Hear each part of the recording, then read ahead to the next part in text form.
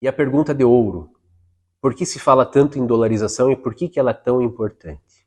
Pois bem, eu vou explicar isso para você, mas necessariamente eu preciso falar um pouquinho mais sobre a história recente da economia do Brasil, principalmente sobre as suas moedas.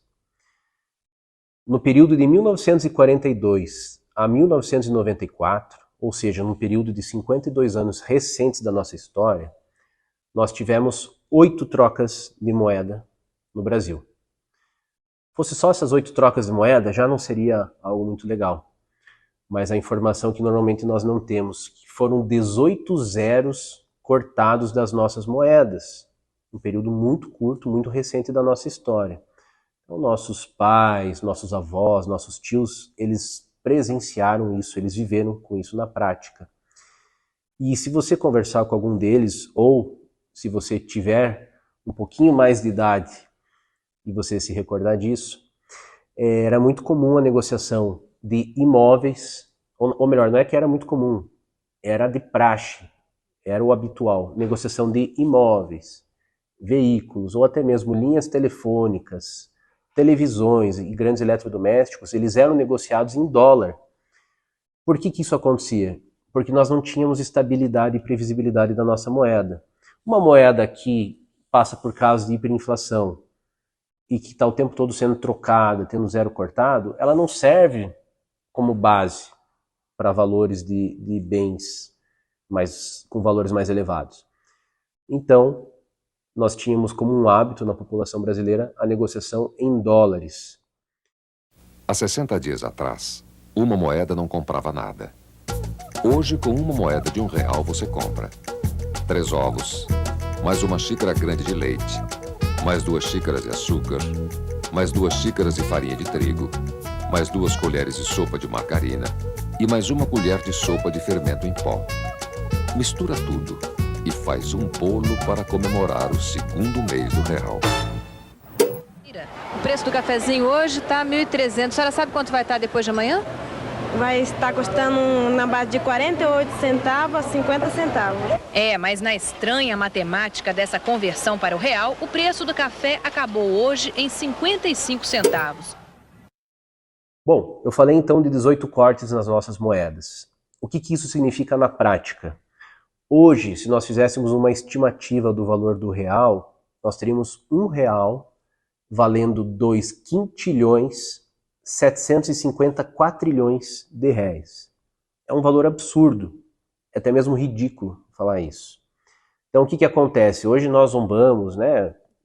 Existem as brincadeiras informais, que hoje na Venezuela, no Zimbábue, eles usam o dinheiro para se limpar, eles usam o dinheiro para fazer artesanato, as notas não têm valor nenhum. Pois bem, se nós não tivéssemos feito tantas trocas de moeda, não tivéssemos cortado tantos zeros na nossa economia, seria exatamente a mesma coisa com a moeda brasileira. Eis que, em 1994, junto com uma troca de governo, nós tivemos então a implantação do Plano Real. Passou a não ser apenas uma troca de moeda, mas também uma troca da política econômica a qual o Brasil seguia. E essa parte que eu vou falar é muito importante que vocês deem atenção para os pontos que eu vou destacar. Quais foram os principais diferenciais que permitiram que o real passasse a não ter mais os casos de hiperinflação, né? Nós íamos no mercado e víamos todo dia os funcionários etiquetando os produtos, todos os corredores com pessoas etiquetando.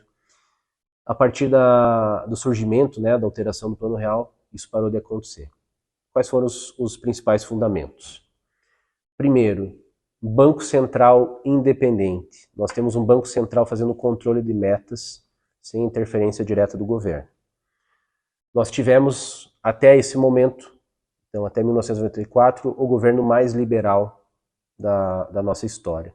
Então, um governo que buscou privatizações, um governo que buscou a redução de alguns tributos, a simplificação no recolhimento desses tributos. Ele buscou uma flexibilidade nas leis trabalhistas. Então, tudo isso, logicamente, tornou um cenário muito mais favorável para o Brasil. Nós tivemos a implementação do regime de teto de gastos. Então, o governo federal precisava da aprovação do Congresso e do Senado, mostrando o quanto que ele arrecadaria, o quanto que ele gastaria. Ou seja, ele teria que gastar menos do que arrecadou e teria que ter a aprovação de onde ele seria destinado esse dinheiro. Esses são alguns dos pontos também, como a liberação do câmbio flutuante, algo que nós não tínhamos no Brasil, que criava o surgimento do dólar paralelo. Isso é algo que hoje nós não temos. Então, levantei esses principais pontos para vocês, e eu acho que é muito importante a gente contextualizar com o que está acontecendo em 2023 no Brasil. Nós temos um governo já decididamente lutando contra o teto de gastos. O governo deixou claro que quer gastar mais do que arrecada. Nós temos um governo que hoje critica a atuação do Banco Central independente. Eles querem interferir no Banco Central.